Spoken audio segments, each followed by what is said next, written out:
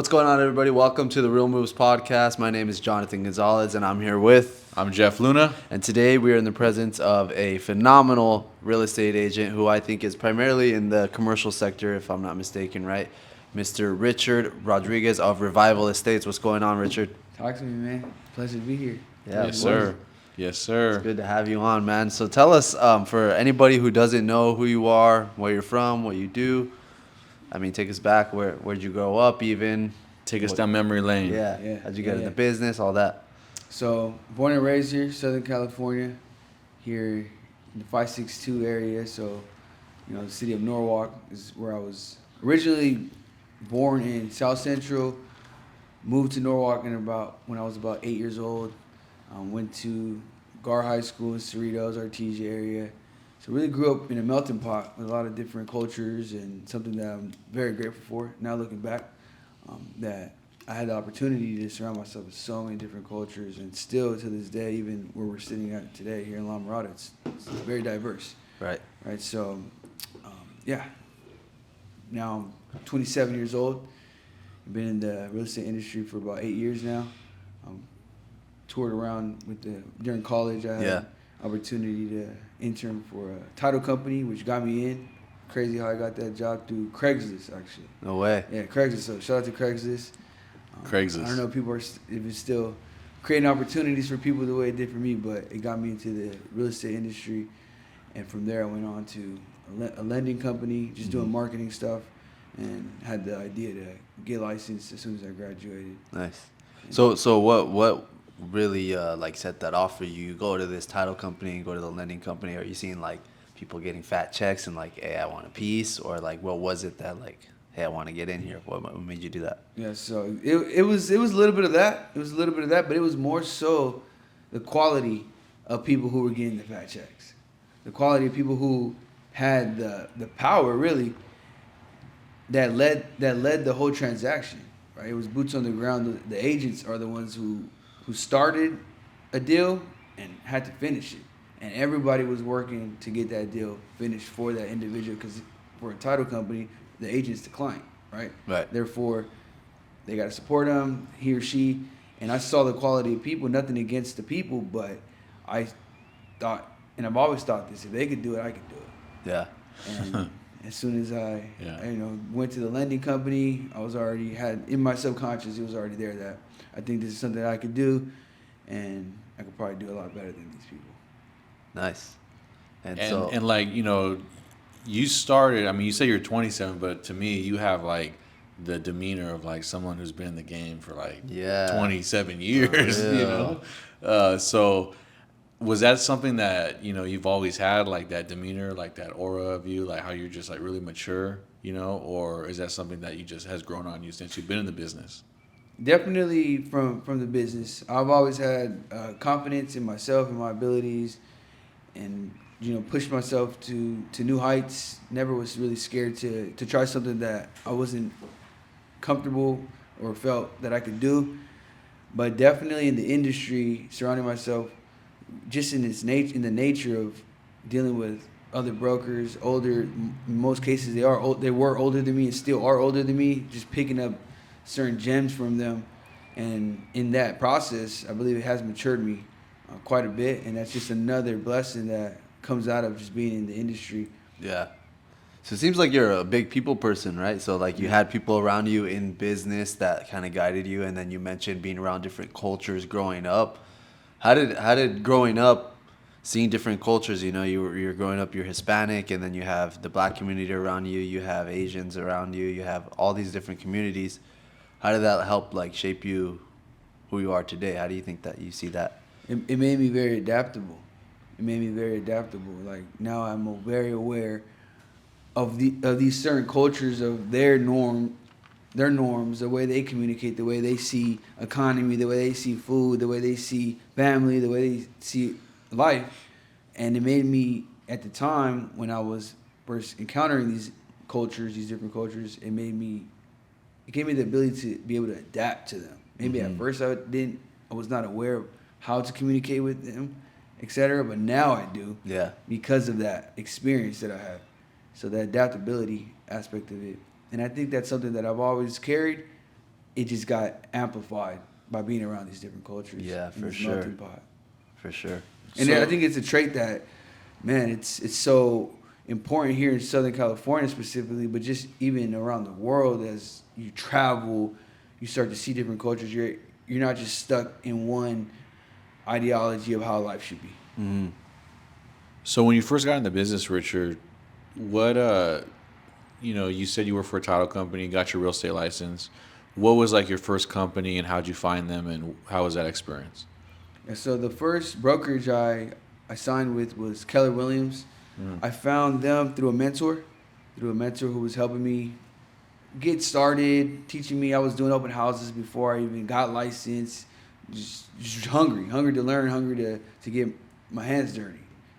And he was with Keller Williams, so I decided to go. I interviewed probably like one other firm, but I like the culture over there, and I don't regret starting there because they do have a pretty good foundational learning and training program for the newer agents. Yeah. And it's fundamentals. Like, if you do those, you're gonna produce. And like, is there anything when you started that you didn't like, or you were just about it, pretty much anything? I was about anything, man. If you tell me to like go knock on that house, I was gonna go knock on that house, like whatever it took. So, I think, yeah, it was. It didn't matter. It didn't matter. Like, one thing I did learn early on was prospect. Yeah. Like, never stop prospecting, and that's something that I think universal in any business industry. Prospecting. It's client acquisition at the end of the day. Yeah. Yep. And yeah, there's files that we need to nurture and make sure they're getting pushed to close. But as long as you're consistently prospecting, you're gonna consistently have business. And I was talking to Jonathan, before hopping on this podcast, and the big thing that I've known you for probably like 6-7 months now, maybe a little bit longer. Probably around there. And I noticed that like with you, you're really about execution, right? Like, it don't matter, like you said, like what it takes or what I have to do, I'm gonna do it. And I think in today's society, definitely like the younger generation, they do everything but take action. Why do you think that is, and what do you think separates you from like the newer generation? That's an interesting question in the sense that I didn't grow up with this generation that's coming up, and I think for me personally is just seeing I grew up single mother. I was raised by a single mother, and just seeing the amount of work and effort that she put in, carrying 2 jobs, going to school, getting her master's. It was in my subconscious. It's second nature to see somebody execute and put in and put out with diligence, and better yet, a female, right? Not saying that females can't do what man can do, but as a man, I feel I should be exhorting a little bit more strength and power to contribute to the world, really. Therefore, it has to do with how I was brought up. Yeah. And that's a good point, because we had a conversation about that prior to jumping on, and I think it has to do with the fact that if you don't go through certain challenges and you just have hand-me-downs your whole life, as far as not having to really work for anything, and you're just living that middle-class life, born into it, you have the nice toys for Christmas, you're not eating the rice and beans, right? I think it almost makes you a little weaker than someone who did come from something different, that did not have the same privileges. So I think it has to do with that as well. So I think it's a way to upbringing. And it also goes back to like, kind of like their mindset, right? Someone that came from the gutter, came from nothing, like, okay, like if I don't make it, I'm gonna go back to where I came from. Like, okay, I've already been there, right? So like, I already proven to myself that I can go through that. So going back there is not really a threat to them, right? So for you, it's like failure is like not an option, pretty much, right? Like, absolutely. Failure is not an option, and yeah, we have control what we can control, and what I can control is that execution. If I decide yes or no, if I'm going to do this. Yeah, you decided in your head, hey, I'm going to do something, and let's see how we can get it done. Control that. And just make it happen. I can control you're that. Full control, yeah. And I can't control how somebody reacts. I can't control a lot of things, but there's certain things that I can't control, and that's what I focus on executing on with diligence. Yeah. And Good point. Another point I want to bring up, like for myself, right? Like I went to 2 high schools, and I graduated from a public, but I started at a private. The private school was like really like you had to do work, right? Otherwise, you got bad grades. Right. And if I got bad grades, then I would get yelled at, right? Yeah. So, public school I graduated from, I mean, it was like easy. Like I can go in there blind and not do any work, and I'll get A's, you know. And that really messed with me when I went to college because I had that mindset of like I don't want to really do any work, and then college it's like you gotta do it, right? I mean, no one's there you can't really cheat or nothing, like it's So I think even just in general, it's like it's all your frame of mind, right? Like when you have that mentality coming up, I mean that carries with you into other things, right? Into business, right? Like for you, your schedule is really important, right? Like you write out what you have to do each and every day. Like you told me when we went to your office a few months back, you were like, dude, I write down everything. Like I already know what I got to do tomorrow. I'm not thinking, about anything. Even on the weekends. Yeah. Even on the weekends. So you're intentional. You're very intentional with what you have to do. I think you live with a lot of intention, right? Absolutely. And for me, it's just not having to waste certain energy. Yeah. Like, I like Rob Dyrdek. I listen to his podcast, and he calls it mind share. And energy in the mind, if I have to think about what I have to do, it's already energy that I'm losing that I could be using to execute. Mm-hmm. Right? And planning, for me, it's a mandatory thing. I plan every single day the day before. Yeah. And I'm planning it even during the day. So I'm not waiting for the end of the day to plan my day. If I know something something comes up that I know I need to do tomorrow, the plan is already open. So I just have to flip the page and put what I need to do tomorrow. And I'm doing that throughout the entire day. And by the end of the night, I just verify that everything is on there the next day that needs to get done. And I reflect. So you legit, that's part of your process is you carry your notebook and you flip the page and you take a pen to the paper and write it down. That's pen and paper, absolutely. Yeah. Pen and paper. I journal. Yeah. And I write I reflect. I journal, reflect, and I plan my day every single day, the night before. I love that. Was that something that you like learned, or just something that you came up with on your own? I believe I learned it. I heard it probably from many different sources. I slowly started practicing it, and now it's a ritual. It's funny that you mentioned that. I like that you mentioned that because you say you like even the world's biggest like billionaires, millionaires, all these people, right? You'll notice these guys, they wear the same thing every day. Like look at Steve Jobs. Every single time he went on stage, he was wearing the same thing because it's one less thing he had to think about. Man. A black T-shirt. Just pull it out of the closet, throw it on, and he's not wasting, like you said, energy that he could be exerting elsewhere. It's just like, what's it matter what I wear, right? Let's just get on with the day and like let's execute. So, and with something so small like that, right, and the impact that it has, it will compound as you do that with other things as well. One example is I fill up my water containers the night before, so when I wake up, I don't have to fill up that water container to drink my water before I drink my coffee. It's already filled, and I just throw it back. And that for me is a game changer. Yeah. It's a game changer. It saves me like maybe a full minute every single day.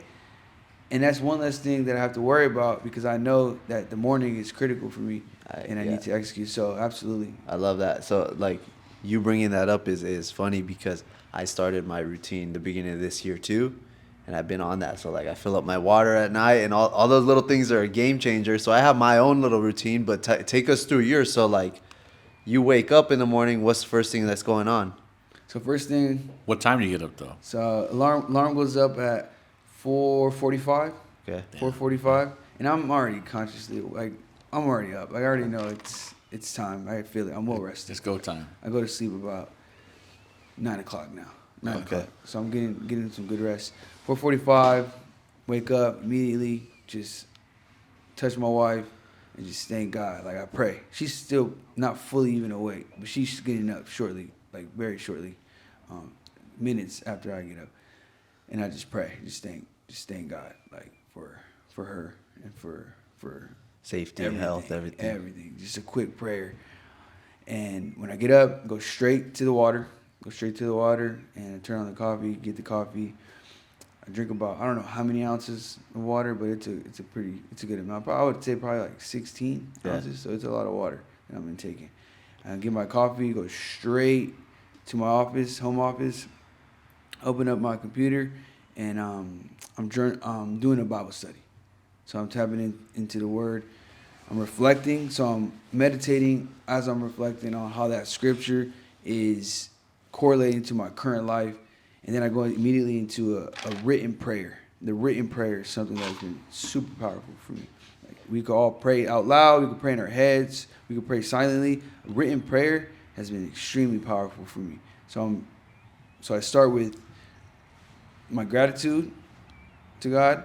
And then I go into prayers for others. Prayers for others. Whoever is on my heart, whoever is on my mind. And then I go into prayer over my life, my family. And then as soon as I'm done with that, my journal has a morning questions. Yeah. Morning questions that I complete that. Day's already fully planned out, as I mentioned. And then I do my affirmations. So from about 5 to 6, that all occurs from about 5 to 6. As soon as 6 hits, I'm in the garage hitting my burpees, working out for about 40 minutes, like I mentioned. Question on that. So you wake up, get out of bed. Are your workout clothes laid out from the night before, and that's what you throw on first thing in the morning so that you go straight to it? Absolutely. I'm wearing the socks already. Everything's laid out 100%. 100%. I don't think a lot of people realize like that little shift of you laying out those clothes the night before and figuring that out makes the next morning that much easier, and it's just like it just makes it a seamless transition. Yeah, it's a game changer. It really is. It's a game changer. And even and I work out at home for a reason, because I don't. You're not wasting time. I don't drive no commute anywhere. I don't want to drive. Warm the car up, come back home. That's about 30 minutes. For me, that 30 minutes is 30 minutes I could have saw my wife. Yeah. Talked to her that morning. Whatever is important for me, or whatever I have time for that I could subsidize that with. But yeah, absolutely. The clothes is laid out, the water is laid out, the schedule, the whole day is laid out. Yeah. I had to show up, but I really want to make a point that schedule for me in the morning is mandatory, because I'm taking care of my spirit, taking care of my mind. I'm setting expectation for the day, and I'm taking care of my health, and that's what gives me the energy. So by 7 o'clock, I feel like I already conquered the day. Now, before you were on this like schedule, what are some things that you had to deal with that were challenges? Like, I know people have like a lot of like distractions, right? Whether that be social media, people hitting them up, wanting to go do something, or what were some challenges for you before like really committing to this? So I've been sober for about over 3 years now. Okay, like 3 years and 3 months. I got sober 2019 of December. So that was a major distraction. I wasn't going to work out if I was hungover. I wasn't going to be optimal, be accountable. I was an executor, though. I will say that. I always got stuff done. Whether I was messing around or not, I always, if I set something in my head, I was going to get it done. But that has been the biggest game changer in my life. And it's no looking back. I've been sober for, like I said, over 3 years, and do not plan on ever having any mind-altering substance ever again. Nice. That's awesome. Yeah. And like, what could you say, because everyone has different opinions on that. So you said, so like, what do you think that ultimately did for you? Just like free your mind, or it was a big distraction? Was that like probably your biggest distraction? It was a vice. It was a vice. I would have considered it almost definitely an addiction. And it wasn't just alcohol. It was other substances, just immoral things that I was doing, vices that were just put me in a pretty deep rut, spiritually, and in some cases almost physically, right? Getting hurt, getting drunk, fighting. Yeah. Just living a reckless life. Yeah. Living a really reckless life. Yeah. And for me, what getting sober did was put me in a position to not live a reckless life anymore. And like, what led you to that decision? Like, would you just like woke up one day and you're like, I'm just done? Like, you hit rock bottom, or like spiritually, or? So it was on and off, like for literally almost a decade. Right, I started messing around when I was about 12, 13 years old. Yeah. Right, so it was on and off. That whole time was rock bottom, not rock bottom, not rock bottom, not. When I got engaged, and I saw my wife, we were taking photos, engagement photos, and I'm looking at myself like I'm drunk there. Yeah. Like I'm drunk there. Yeah. And I'm still acting up, and I really had to make a decision. Like I'm gonna be the man that I said I was never gonna be if I continued down this path. So it took some real deep thoughts, and working out. I credit working out to helping me get sober as well. Yeah. Obviously, God, like I'm not about to sugarcoat it. Like God, that's renowned power that helped me, gave me the wisdom to really stop. And I have nothing against anybody who drinks. By all means, like if you want to go get drunk, go get drunk. Just count the cost, right? Just count the cost. So that clarity really helped me. So, and working out for sure. Like I said, I'm not gonna work out if I go get drunk. I'm not gonna work out tomorrow if I get drunk tonight. Or if I do, it's not gonna be nearly as good. Yeah. And I'm all about, if I'm doing something, do it with excellence, so it's worth my time. I think there's a lot of factors there. Yeah, I've noticed I stopped drinking at the beginning of this year, and I noticed that several things. Right, so you wake up good to go. Mm-hmm. For one, not hungover. You're not going through the workday excited about, oh, tonight's gonna be dope. Yep. Tonight's gonna be sick, because there's nothing going on. You're gonna be at home on the couch, so that's cool. And other factors, but it's just all the way around, not having that link to a substance and just having that in the back of your mind, or it slowing you down when you wake up. It's like, again, another game changer. It's just, yeah, you really get to know yourself. Yeah. You really get to know yourself, like, the gifts that you have. And if there's certain areas that maybe, like for example, I was trying to cover up with these substances, well, they come to light now and I can take care of them, and then now I'm breaking the generational curse. there you go.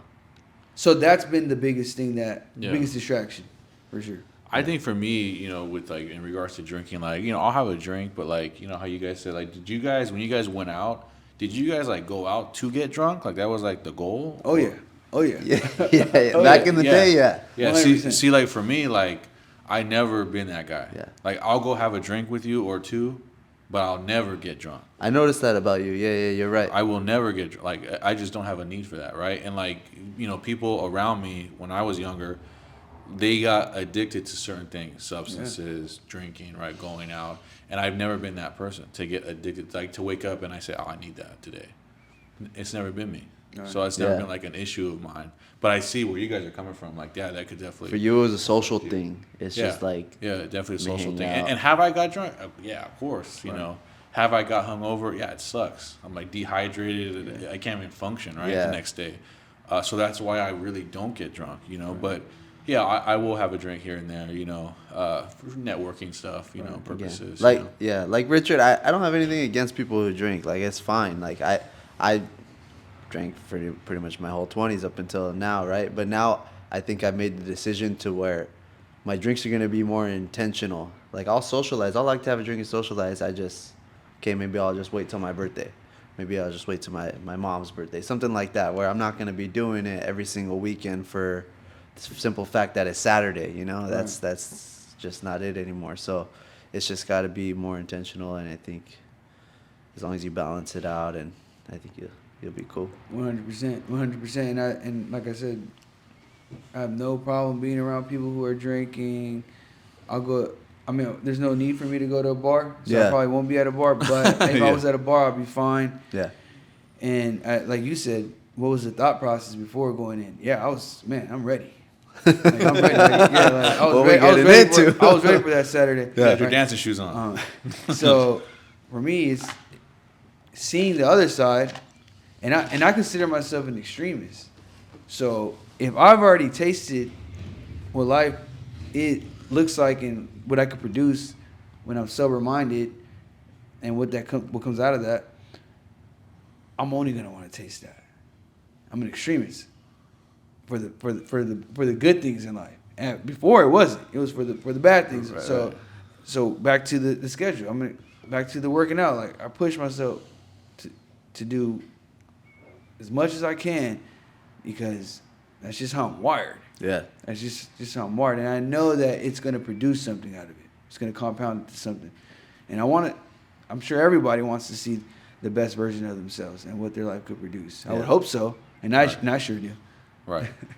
Yeah, and like, see so many people, it's like so much potential out there, man. Yeah. So much potential. And you just look at some people, it's like, man, like you got it at the palm of your hands, man. You can definitely do this. Yeah. And it's just things of the world, right? Just come over people and people get sidetracked and, and I think what's cool too, you kind of seem like the person too, like, and I'm kind of similar in this way.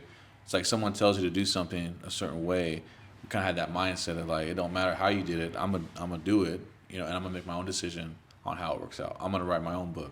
I'm not gonna go off of your book just because it didn't work for you. Right. You know what I'm saying? So I think that's cool too, and not too many people do that, right? Like, I think a lot of figures in our life, like parents, older people that we look up to, some people, will tell you like, oh, you don't want to do that, man, because it didn't work out for them. Right.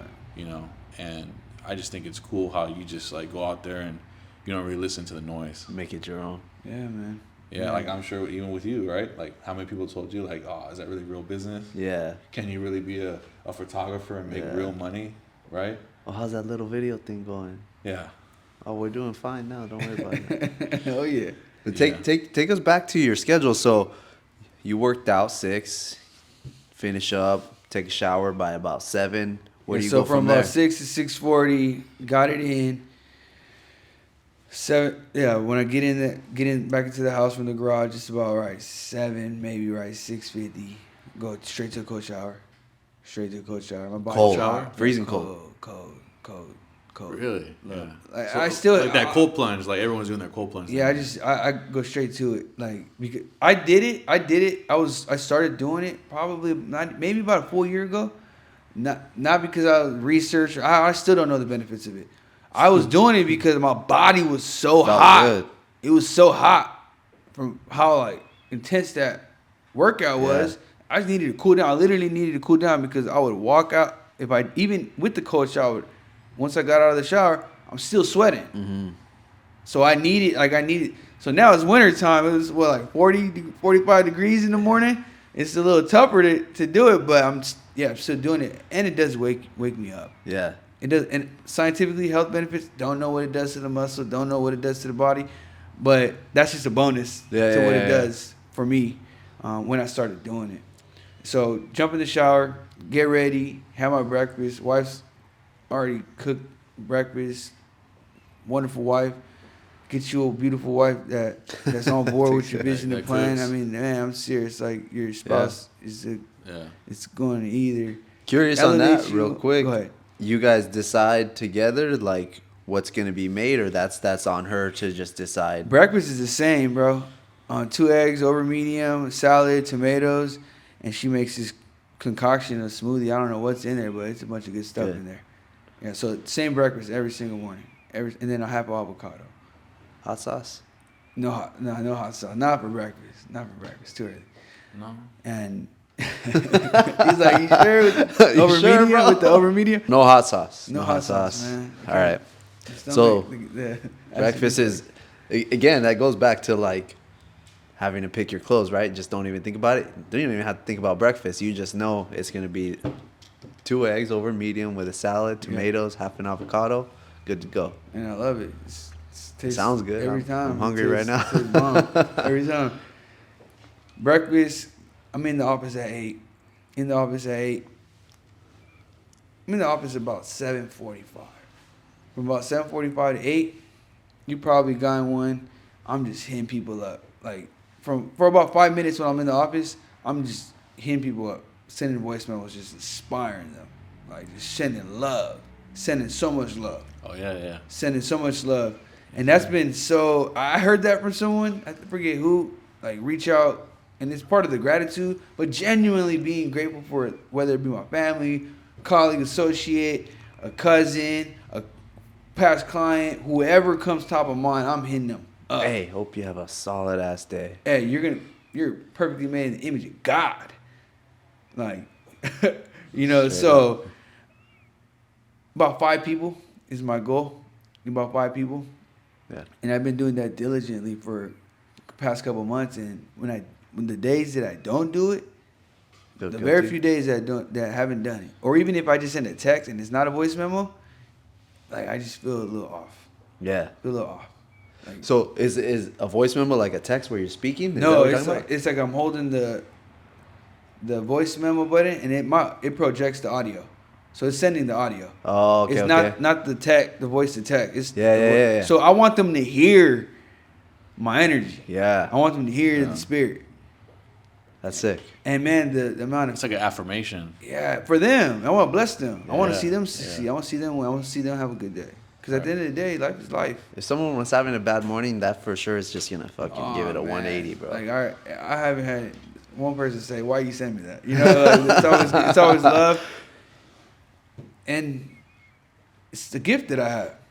So I'm growing that, I'm nurturing that, and I want to see others happy, right? I want to see. We need more of that, man. More positivity, and I think in everyone's life, because it's really easy in this day and age to focus on the negative. Right. You know, so I think that's important. Tell me about that. Yeah. It's all your outlook, you know, and how you approach things. You know, so much negativity, just in general, man. Especially with social media, man. You see some of these people in, you know, Lamborghinis and stuff, and it's really easy to get down on yourself. Like, oh my god, like why don't I have that? Yeah, they have it all. Yeah. You know, but sometimes those people with all that stuff, man, they're the loneliest people out there. Yeah, man. You know, so yeah, it's cool. Yeah, You're spreading the word, spreading the positivity. Yeah. And I'm doing all this before I even start technically. Yeah, that's crazy. Doing all. You're not even working yet, really. Not even working yet. It's not even 8 yet in the morning. It's not even 8 in the morning yet. But now we get to the good stuff. Yeah, so 8 o'clock hits, and I'm on Mojo. And I got my list already in the queue. I'm prospecting industrial, real estate. Real quick, before people who don't know what Mojo is, what is it? It's a dialer, auto dialer. So you just hit a button, it's dialing 3 numbers at one time? You upload a list. You upload a list of an Excel list with contacts. It could be for any industry, right? I'm in the real estate industry, so I'm prospecting commercial real estate owners, primarily industrial real estate. And it's just running through that list on auto dial. While I'm auto dialing, I hate the word multitasking, but I'm sending out emails, checking emails. I don't even check my text, emails until I start Mojo dialing. And then somebody picks up. Someone picks up. Hello, this is Richard. How you doing? Is this Mr. Blank? Awesome. Hey, I'm calling regarding your property. And I'm coming in as a buyer because at this, you know, I'm in the industry, right? I help so many people make money. I help so many people invest their money. I've even purchased property and seen the benefits of it. It's time we're investors. Yeah. We're investors. We're wealth building now. So industrial real estate is an asset that I truly believe in as an investor, and I love the clientele base. Yep. Even as a broker, you know, transacting, helping them transact. It's a beautiful asset class. Love that. And it's like a totally different conversation than just regular real estate, you know? 100%. Yeah, it's a totally different dynamic. It's 100%. But at the end of the day, it's still another person. It's still another person. So just being a human, being cool, and just having the wherewithal to know certain techniques that you can use while you're cold calling. This is a cold call. Yeah. It's a cold call. The person don't know you. I don't know them. But using certain techniques as far as tonalities, certain words, all of it. The psychology of speaking, communicating, using certain techniques that I've been able to gain from doing it for so long and educating myself and reading books, going to classes that speak on it have helped me convert and build relationships, lasting relationships. That's awesome. Through prospecting. So 8 to about 11:30, it's about 3.5 hours straight. I gotta keep blinking every now and then, like about every 15, 20 minutes, because my eyes are burning right now just thinking about it. Because I'm looking at the screen, And you're standing up. I'm standing up. Never sitting down. I'm standing up the whole time. You find it difficult to hold focus for 3.5 hours on that one task? No. It's just in you. In you. Yeah, it's You got that dog. He's got that dog in him. Some people have that squishing mat or whatever, cause for your feet or something. So I have a golf ball. Oh, you have that, yeah. I have a golf ball. Like my feet's hurting, I'll roll out on the golf ball. My feet. And I'll stretch. Yeah. I just believe I stretch. I stretch my calves. Yeah, otherwise your lower back starts getting messed up. Yeah, You just stand there. My calves are always tight because I stand for so long. They call it the boring work, right? The boring work, and it's crazy because I play golf, right? So even in golf, man, you see like good golfers, and you're expecting like the dude to like hit the drive, 350, and make some like extravagant chip shot and like some long putt. Yeah. Nah, dude, these players are like boring, bro. It's like dead straight, chip shot, nice. Like everything is just simple. Yeah. Like they're not doing anything crazy, hitting these crazy shots like you see on TV all the time. Like it's literally like the best golfers are just like the boringness to watch. Yeah. Like swing is compact, like they're not swinging hard. It's all smooth like butter, right? And I think that's important too. Like with you, like you don't have a extravagant setup, right? It's not sexy. Yeah, you got It gets it done. Yeah. Excel doc, upload it, Mojo, don't do your, it's simple. You don't overcomplicate things, and I think it's really easy to do that with all these softwares and all these, companies trying to upsell you on all these shiny objects, Right. especially in real estate. Especially in real estate, and it goes back to the basics and fundamentals. Is business development. You need to talk to people to establish business, and if you could, add some type of value to someone or find a solution to someone, there's some business there. Well, how you got to get on the phone. You got to get in front of them. For me, I like the phones because of the efficiency. I could talk to a lot more people than going door knocking or sending out a mailer that doesn't have the same conversion rate that I could get out of a phone call. Yeah. So that's why I love cold calling. Yeah. Cold calling. It's for me. It's really efficient. I'm all about efficiency, as you guys can probably tell. Yeah. Okay. So from here now, if someone's watching this and they want to like level up, right? Not overcomplicate things, kind of make their life more simple. It sounds like they should start going to the gym. It sounds like they should start making a schedule, right? And it just sounds like they just start executing like simple things, Right. right? So business is just one bucket. Business is just one bucket for me. Yeah. And this is something that I have to constantly remind myself. There's other buckets that I need to fill. There's my family, my wife, my literal family, my future family that I think about. That I don't have kids, but I think about them. Right. That's one bucket. Another bucket is my spirit. My spirit. And as I mentioned, that's the first thing I do while I'm drinking coffee, is I'm taking care of my spirit. Yeah. Right. Then you have your health. I'm taking care of that right after that. To my body. Taking care of that right after that. My body, my mind. I'm doing my affirmations. It's all happening in the morning, because I truly believe once you have those areas on lock, everything else is just automatically going to be Cake. Yeah, it's going to be cake. It's going to be purposeful, and it's going to be a lot easier to execute. I tell you that, when you have a bunch of energy and you have a bunch of purpose behind you, it's going to be a lot easier to execute. And once you constantly do it on a daily basis, it becomes a habit where people are just a bunch of habits. That's all we are. So you form that habit of just showing up. It's going to produce. Mm-hmm. You're going to reap what you sow. Oh. And back to the complexity part, complexity, the killer of dreams. We've heard that. Complexity is the killer of dreams. So keep it simple. Keep it as simple as possible, 100%. And obviously, there comes a time where we're scaling. We want to scale and actually grow like a legit business, because I see myself, I'm an employee to my company. Mm-hmm. And the goal eventually is to be the business owner and have employees and not be the employee. But I'm grateful for everything that I'm learning now, because I know what a good employee looks like. Yeah. And the traits that they need to have, and how I could add value to them through the resources and tools that I can provide. Exactly. And future employees can't tell you, oh, you never been in my shoes. Exactly. I started this shit, dude. Exactly. And what's cool is that this is just like, I'm in this transformative way of thinking now, where I'm visualizing myself be that business owner, right? For the past couple of years, I've been grinding, hustling, and man, I mean, it's been rewarding.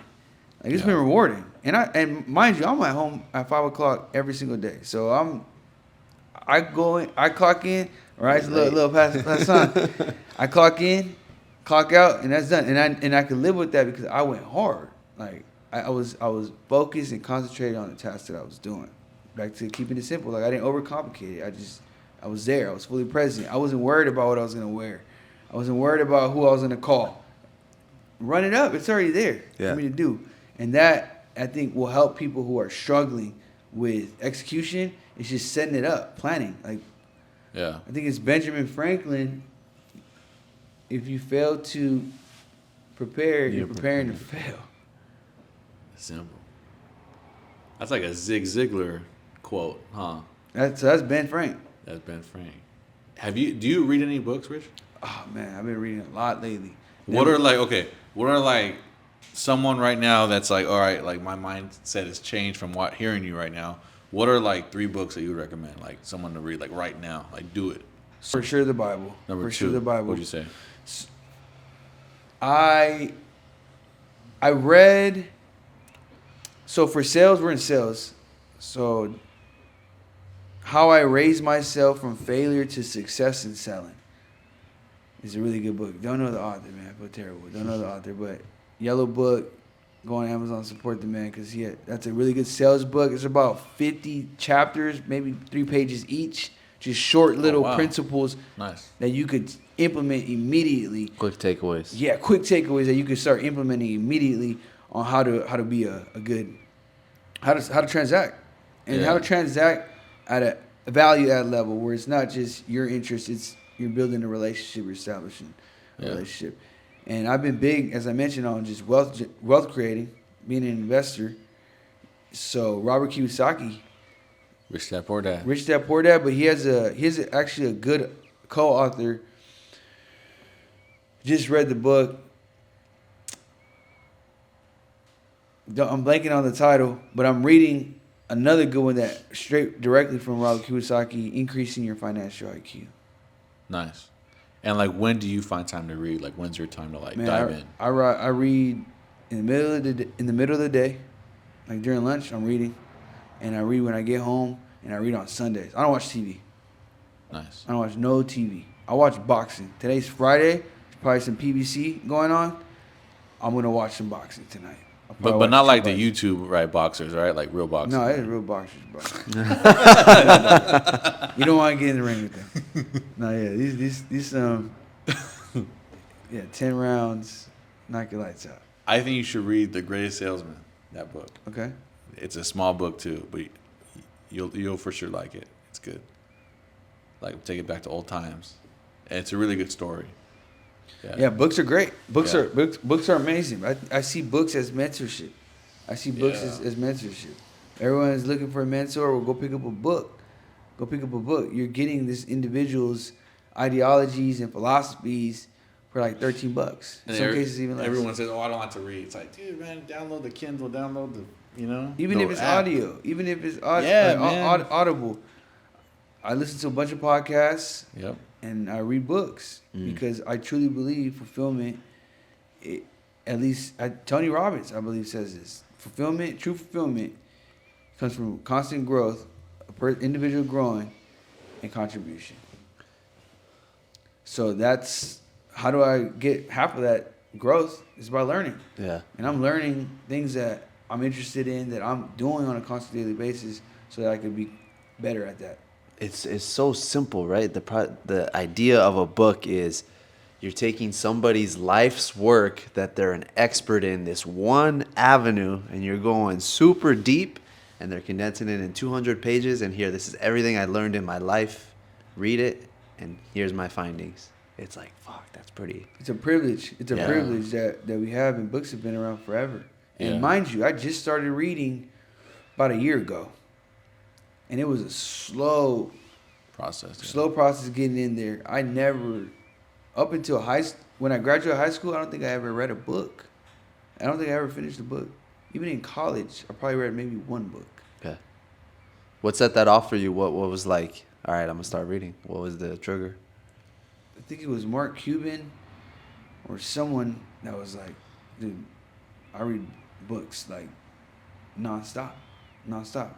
And you're looking at, I'm looking at the most successful people, like some pretty successful people telling me that they have time to read books. I'm gonna better make some time to read books. And as I started picking up books that I have interest in, subjects that I have interest in, I actually now saw the knowledge transfer, and now I'm able to implement. So now it's like, okay, it's proven. I feel good.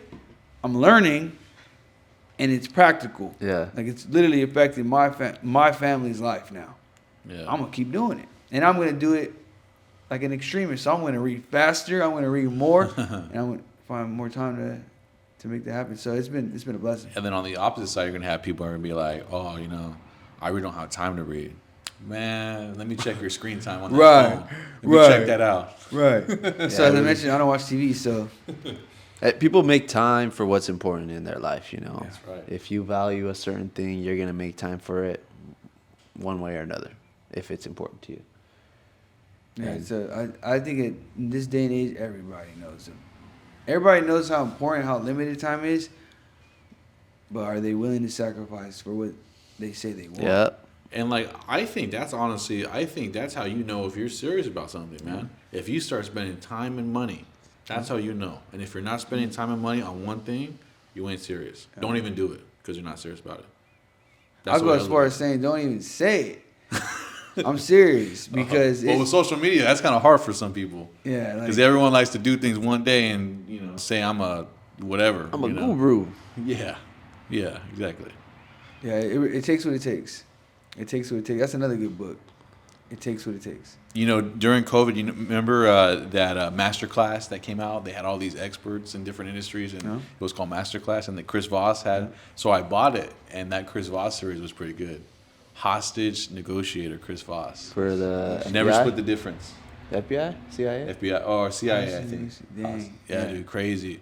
I'm reading a good negotiating book right now. Start with no. I feel bad. I just don't know the authors' names, bro. That's a good title. Start with no. There's no win-win. In his philosophy, there's no win-wins. Like someone's gonna get a better deal than the other one, and it should be you. There you go. Why wouldn't unless you want to leave something on the table. Nice. That's Books are good. man. Books are good. All right, so what do you think? So books are it's what you do in your free time. It's not even like a part of your work regimen, if anything, right? It's just like Free time. that's like my your watching enjoyment. TV. My watching TV. Your hobby. Yeah. 100%. That's good, man. That's good. I think it's good. Like not you hear people into all these Netflix shows and into all these different. It's time consuming, man. You'd be all day watching a show. All day watching stupid videos or something on YouTube or something. So I think that's good. My wife and I will watch one movie, probably about under 2 hours. Like we're even mindful of how long the movie is, unless it's a recommended good movie. Right. Yeah. We would, and that's about maybe one time a week. What's your favorite movie? Favorite movie all time? All time. I think it's Castaway, man. Castaway. Okay. I think it's Castaway. Solid. That's the Classic. Solid. Yeah. Wilson, man. Nice. Castaway. So I'm not a big reader, dude. I've never been a big reader. I've read a few books in my life, but that was when I was doing 75 Hard because I had to, right? And what books did you read? I would like to get back into it. That's what I was gonna mention right now. There's a book that I really, really like that I recommend to a lot of up and coming younger cats, like 19, 20, 21. The Defining Decade. It's a freaking awesome book. It's about your 20s, how this is the most impactful decade of your life and how to make the most of it right now. Because if you think about it, your 20s will set off the rest of your life. 30s, 40s, and 50s. You're gonna dictate what you do in your 20s. So your habits, right? Yeah. What did it say? What was like? Everything. I mean, your habits and like everything you've been mentioning spiritually and mentally and all this stuff. That you take that with you into your 30s and 40s, and even the work that you put in now, right? Like, you're setting yourself up for success. Like you said, you want to take yourself from employee to business owner, and you're doing all the necessary steps that you have to right now, so that once you're 30, 31, 32, whatever it is, you're like, you're the business owner. This is cake. Yeah. And you continue to keep growing from there. So that's a book that I really like. I That's think powerful, and I think that's powerful because we hear often 20s you could blow them off. Yeah. You'll be fine. You can still build, and I think you still could build in your 30s, right? But imagine having that extra decade to build that you're building upon. And I'm big on just compounding. Compound interest is a real thing, man. Compound interest is a real thing. You talk to any wealthy person, they'll smile at you when they hear that. It's the same with our actions, the same with our habits, how they're compounding into something bigger and better the more we do it consistently. Yeah. And that's how I treat everything. The more I fill that water bottle up the night before, I'm going to have that minute by the end of my life, God willing, is way out there. It's going to turn into days and not weeks and not months that I saved and was able to do something else that had more value in that time. So that's the way I see everything. It may be small. Maybe I didn't catch no fish today. But I still nurtured that habit of showing up, executing, and doing it with diligence. Yeah. That's going to compound into where it's secondhand nature. And I'm able to teach it to others, or I'm able to just pick it up like if I never left, even if I did stop. Because exactly, I no man. longer have You're to do constantly doing the same thing. You know, you're not deviating.